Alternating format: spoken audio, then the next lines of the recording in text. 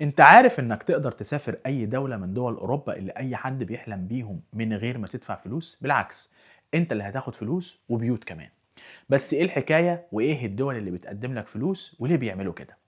كل دي تفاصيل هتعرفها معانا في الفيديو ده. في السنين الأخيرة ومع إن عدد السكان دول كتير بقى يقل بشكل كبير، بدأت حكومات مختلفة تقدم حوافز غريبة جدا عشان تشجع أي حد يجي يعيش عندهم، وكل ده بسبب إن الانكماش السكاني بقى خطر حقيقي على اقتصادهم. فبقى في دول بتدي فلوس ودول بتقدم بيوت جاهزة ودول تانية بتعمل إعفاءات ضريبية وتسهيلات ضخمة في شراء العقارات، وده فتح باب كبير لأي حد نفسه يبدأ حياة جديدة بره. إيطاليا كانت من أشهر الدول في الاتجاه ده، خصوصا القرى الريفية اللي فضيت من السكان، فبدأوا يقدموا منح مالية لأي حد ينتقل يعيش هناك، زي مدينة كانديلا اللي بتدي للي يجي يعيش لحد 2000 يورو، وده جزء من خطة لإحياء المدن الصغيرة اللي كانت زمان مليانة ناس وحركة.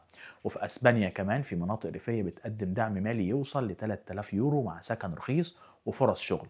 ومدينة زي بونجا في جبال كانتابريا بتدي 2600 جنيه استرليني لكل مقيم جديد، وكمان مبلغ إضافي لكل طفل بيتولد هناك بشرط إنك تعيش 5 سنين على الأقل. وفي سويسرا الموضوع أكبر، لأن قرية البنين بقت بتعاني من نقص سكاني رهيب، فبدأوا يعرضوا على أي حد يجي يعيش هناك مبلغ يوصل ل50 ألف فرنك سويسري، سواء فرد أو متجوز أو عنده أطفال، بشرط تعيش هناك 10 سنين أو تستثمر في عقار داخل القرية.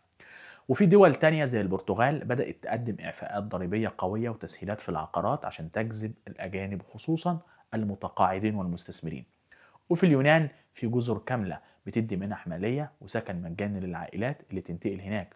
والكنيسة الأرثوذكسية كانت بتدي 590 دولار شهريا لمدة 3 سنين لأي عيلة توافق تروح تعيش في جزر معينة. أما أيرلندا فاتجهت للناس اللي عندها شركات ناشئة، فبقت تعرض على أي حد عندها مشروع ناشئ ممكن ينجح إنه يجي يعيش هناك وياخد حوالي 1200 دولار ويدخل السوق الأوروبي كله. وفي نيوزيلندا قرية اسمها كايتاناجاتا فيها حوالي 1500 وظيفة فاضية وعدد سكان قليل جدا، فبقوا يعرضوا على اللي ينتقل يعيش هناك بيت محترم قيمته حوالي 165 ألف دولار، خصوصا للي عنده خبرة في السياحة والزراعة أو معالجة الألبان. وكل العروض دي بتتقدم لنفس الأسباب: تنشيط الاقتصاد وزيادة عدد السكان وإنقاذ مدن قربت تختفي. لكن في المقابل أي حد ناوي يروح لازم يفكر في اللغة والثقافة وطبيعة المعيشة وقد إيه قادر يعيش هناك سنين طويلة فعلا.